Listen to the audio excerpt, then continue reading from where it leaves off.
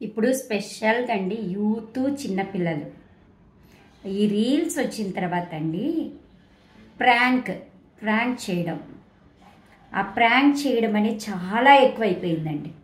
అది సమాజంలో ఎలా తయారవుతుందంటే అండి అమిత హింసను క్రియేట్ చేస్తుందండి. ఒకప్పుడు టీచరు ఏదైనా తిడితే పిల్లలు సిగ్గుతో తలదించుకునేవాళ్ళు, భయపడేవాళ్ళు, ఆ తప్పును మళ్ళీ చేయకుండా ఉండేవాళ్ళు. కానీ ఇప్పుడు అలా కాదండి.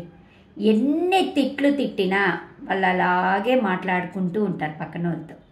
ఎన్ని టీచర్ అరిచి ఏమి చేసినా నవ్వుతూ నిలబడతారు. కొట్టినా నవ్వుతారు, తిట్టినా నవ్వుతారు, ఏం చేసినా నవ్వుతూ ఉంటారండి. ఇంకా టీచరే నాకెందుకులే అని వదిలేస్తారు.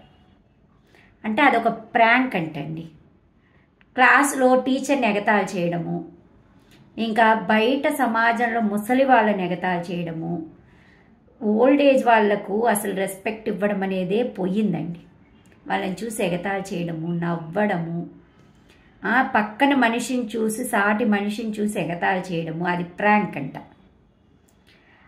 ఫ్రెండ్స్ అండి, ఒకరిలో ఒకరు వాడి మీద ఏదో ఒక అబద్ధం చెప్పడము ఫ్రాంక్ అంట. ఎట్టు పోతోందండి రీల్స్ వల్ల. నిజంగా అసలు ఏమనాలో కూడా అర్థం కావడం లేదండి. ఏది పట్టినా ఒక ప్రాంక్ అంట. బతుకులే ప్రాంకులు అయిపోతున్నాయండి. ఈ నెక్స్ట్ కమింగ్ జనరేషన్ ఎంత ఘోరంగా ఉండబోతోందంటే అండి ప్రపంచాన్ని ఏం చేసేస్తుందో ఆ జనరేషన్ తెలియదండి. ఇప్పటికే హత్యలు ఎక్కువైపోయినాయి, చంపుకోవడాలు ఎక్కువైపోయినాయి, ప్రేమలు తగ్గిపోయాయి, విడిపోవడాలు ఎక్కువయ్యాయి, ఏవేవి జరగాలో అన్నీ జరుగుతున్నాయండి. ఇంకా ఎక్కువైపోతాయి, చూసుకోండి. అది ఎక్కడ కట్ చేయాలో కూడా ఎవరికి తెలియదు. సమాజాన్ని మనం ఎవ్వరం మార్చలేమండి. ఎవరి తరము కాదు అది ఆ మార్పును ఆపడం. కాబట్టి చూస్తూ ఉండాలి. పోయేది పోద్ది, మొత్తం తుడిచి పెట్టుకొని పోద్దండి. నేను చెప్తున్నాను కదా, తుడిచి పెట్టుకొని పోద్ది సమాజం మొత్తం.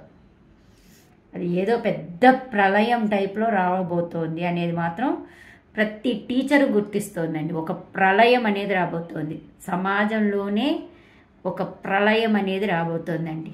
మీరు గుర్తుపెట్టుకోండి. నేను ఈరోజు అన్న మాట రేపు నిజమవుద్ది, చూసుకోండి.